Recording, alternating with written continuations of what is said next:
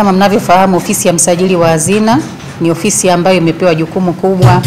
la kusimamia uwekezaji wa serikali katika taasisi na mashirika ya umma, ambapo hadi kufikia sasa tunasimamia taasisi na mashirika 309. Na katika mashirika haya serikali imeyaamini kabisa na imeweka uwekezaji ambao umeendelea kukua mwaka hadi mwaka. Miaka 5 iliyopita uwekezaji wa serikali katika mashirika haya na taasisi hizi ulikuwa ni shilingi trilioni 65 za Kitanzania, ambapo kufikia mwaka jana tarehe 30 Juni 2024 uwekezaji huu ulikuwa shilingi trilioni 86 za Kitanzania, ambazo ndio mmeona mara kwa mara tumekuwa tukizielezea katika vyombo vya habari, katika machapisho yetu na taarifa zetu za mwaka. Nina faraja kuambia kwamba mwaka huu 2025 tarehe 30 tumekamilisha uchambuzi na taarifa zetu ambazo ni za hesabu, na uwekezaji wa serikali katika taasisi na mashirika yake umeongezeka, sasa umefikia shilingi trilioni 92. Kwa hiyo tumeongezeka kutoka trilioni 86 hadi trilioni 92,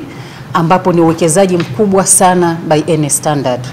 Kwa hiyo tunazidi kushukuru kwamba uwekezaji huu umeendelea kuongezeka, ikiwa ni faida kwa wananchi wote wa Tanzania ambao tunaitegemea serikali yetu. Sambamba na hili pia mashirika haya yana maamuzi makubwa sana katika maisha yetu ya siku hadi siku, ambapo pamoja na yote tukiangalia katika dira yetu ya taifa, ambayo ni dira ambayo imezinduliwa na Mheshimiwa Rais Dr. Samia mwezi Juni mwaka huu, miaka 25 ijayo tunategemea kufikia uchumi wakati wa dola za Kimarekani trilioni 1, ambapo katika trilioni 1 hiyo ambayo tunatakiwa kuifikia kwa miaka 25 ijayo, sasa hivi ni bilioni 85 za Kimarekani. Kwa hiyo ili tuweze kufikia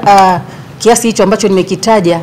hatuna budi kufanya kazi tofauti. Hatuna budi kufanya kazi kwa viwango ambavyo ni vya juu kabisa, na ndio maana sasa tumeona tukae mahali hapa tuelezane uwekezaji huo pamoja na yote ambayo yamefanyika, lakini kikubwa zaidi tuangalie mustakabali wa taifa letu kwenda mbele. Kwa hiyo sisi kama wasimamizi wa taasisi na mashirika ya umma pia tuko hapa leo katika kusihi mashirika yetu na taasisi ambazo tunazisimamia pamoja na watumishi wetu wako chini ya mataasisi haya kuhakikisha kwamba tunakwenda kufanya haki yetu ya msingi katika kupiga kura, ambayo kupiga kura huko ni tarehe 29 mwezi huu, ambayo ni kama siku 1 au 2 zijazo. Kwa hiyo sisi tunaamini kwamba mashirika yetu na taasisi zetu na watumishi walioko mahali hapa,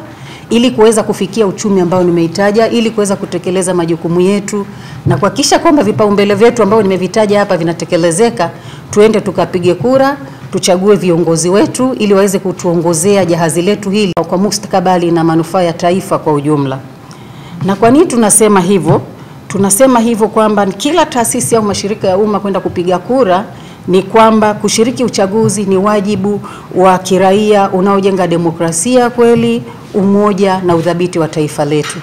Lakini pia kupiga kura sio kupiga kura tu kama kawaida, bali ni chombo cha mabadiliko chanya ambacho kinawezesha wananchi wote wa Tanzania, mimi na wewe, kuchagua viongozi wetu ambao wana maono, ambao wana uadilifu na uwajibikaji, na wataweza kuifikisha nchi yetu pale ambapo wote tunatamani nchi yetu iwepo.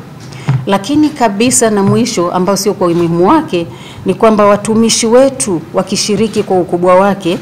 na inaonyesha ni mfano mzuri wa kuipenda nchi yetu, nidhamu ya kitaifa na uelewa wa majukumu ya kikatiba ya nchi yetu tunayoipenda sana. Ofisi ya msajili wa hazina inaamini kuwa kwa kushiriki kwa wingi katika uchaguzi huu, watumishi wa umma wataendelea kuunga juhudi za kuifikisha nchi yetu na serikali yetu mahali pale ambapo inaenda na kuimarisha utawala bora. Kwa mantiki hiyo basi, ninaomba kutoa wito